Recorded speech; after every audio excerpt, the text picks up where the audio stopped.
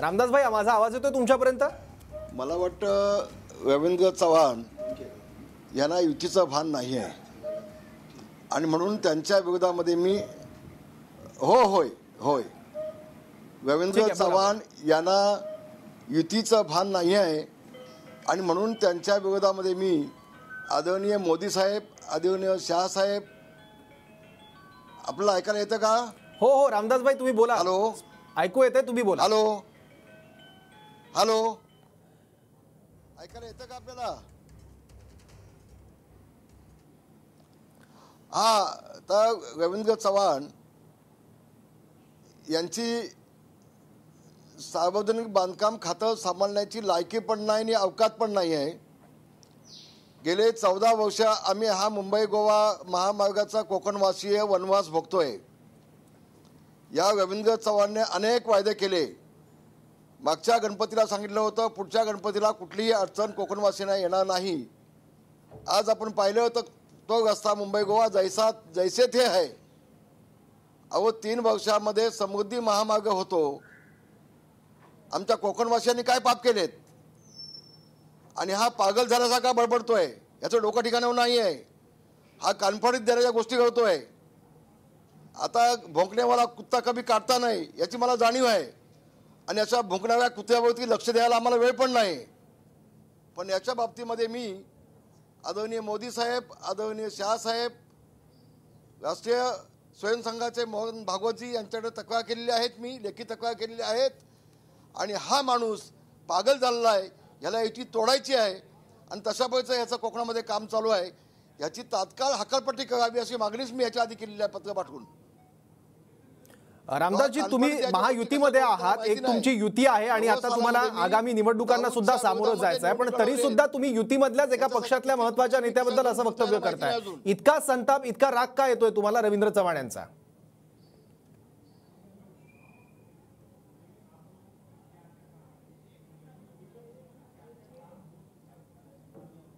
नाही, रवींद्र चव्हाण हे सातत्यानं युती तोडण्याचे प्रयत्न करत आहेत, ते सातत्यानं.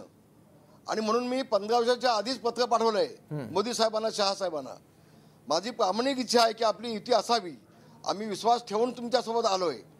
हा रवींद्र चव्हाण दापोली मतदारसंघामध्ये माझ्या मुलाला देखील प्रचंड त्रास देतोय.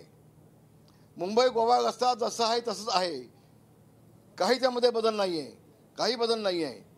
अनेक गोष्टी आहेत, सगळ्या गोष्टी मी आता बोलू शकणार नाही. त्या पत्रामध्ये मी सगळ्या गोष्टीचा उल्लेख केलेला आहे.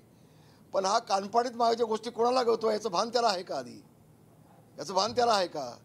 तू एक मंत्री आहेस, जबाबदार माणूस आहेस, कुणाच्या बाबतीमध्ये काय बोलतोयस थोडं भान पाहिजे. तुला काय पागल कुत्रा चावलाय का? याचं भान त्याला हवंय ना. त्याला असले असले असले असले मंत्री जर असतील तर महाराष्ट्राचा विकास कुठला होणार आहे? कुठला विकास होणार आहे? आणि म्हणून 14 वर्ष आम्ही वनवास बघतोय. आता आणखी मुंबई गोव्यासाठी आम्ही किती वर्ष वाट पाहायची? किती वाट पाहायची? म्हणून मी आज सकाळीच आदरणीय मुख्यमंत्र्यांना विनंती केली की एकदा तुम्ही, देवेंद्र फडणवीसजी आणि राजीदादा तिघांनी पेणपासून राजापूरपर्यंत फक्त गाडीमधून प्रवास करून दाखवा तिघांनी. आणि मग ज्याचं जळतं त्याला कळतं. म्हणून संताप आलाय, बाकी काही नाही. बरोबर रामदास भाई, पण बऱ्याचदा राज्यात वेगवेगळी सरकार आली पण मुंबई गोवा महामार्गाचा प्रश्न अजूनही सुटलेला नाहीये. नाहक त्रास चाकरमान्यांना सहन करावा लागतो या रस्त्यावरून प्रवास करताना. पण तुम्ही आणखी एक म्हणालात की युती तोडण्यासाठी प्रयत्न चाललेले आहेत रवींद्र चव्हाणांचे. असं काय घडलंय की तुम्हाला असं वाटतंय की ते युती तोडू शकतात किंवा मिठाचा खडा युतीत टाकू शकतात?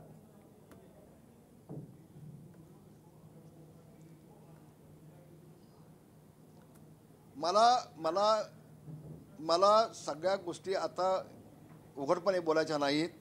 मी शिवसेनेचा एक जबाबदार नेता आहे. या सगळ्या गोष्टी मी आदरणीय मोदी साहेब, आदरणीय शहा साहेब, आदरणीय भागवत साहेब यांना जे पत्र दिलंय त्याच्यामध्ये सगळ्या गोष्टी मी सविस्तर दिलेल्या आहेत. मी सन्माननीय देवेंद्र फडणवीसजी यांच्याकडे बोलेन, चर्चा करून घेईन आणि मग आम्हाला आवश्यकता वाटली तर ते पत्र मी आपल्या मीडियाकडे देईन. मग आपल्याला कळेल की ह्याचे कारनामे काय काय आहेत ते कोकणामध्ये. तुम्ही याबद्दल भाजप हायकमांडला सुद्धा पत्र लिहिल्याचं म्हणताय, सरसंघचालकांना सुद्धा पत्र लिहिलंय, त्याची कुठली दखल घेतली गेली आहे का? त्याला काही प्रतिसाद आलाय का त्या पत्राला?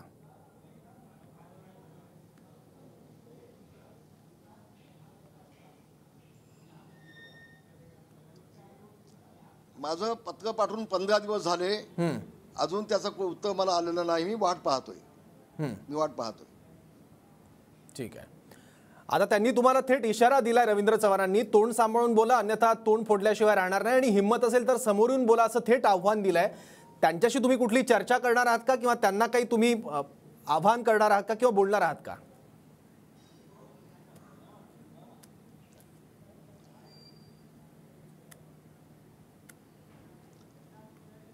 रवींद्र चव्हाण यांची अवकात नाही त्यांच्याकडे बोलण्याची.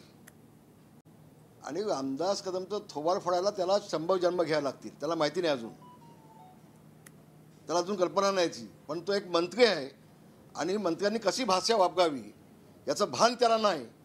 याची दखल ज्येष्ठ नेते त्यांचे घेतील की. ठीक आहे. दोघेही तुम्ही महाराष्ट्रातले प्रतिष्ठित नेते आहात, त्यामुळे सामोपचाराची आणि सुसंवादाची भाषा तुमच्या दोघांमध्ये राहील ही अपेक्षा करूयात. धन्यवाद रामदासभाई, तुम्ही TV9 सोबत हा संवाद साधलात त्यासाठी. आणि या खास संवादाचा एक छोटासा ब्रेक घेऊयात. पाहत राहा TV9 मराठी.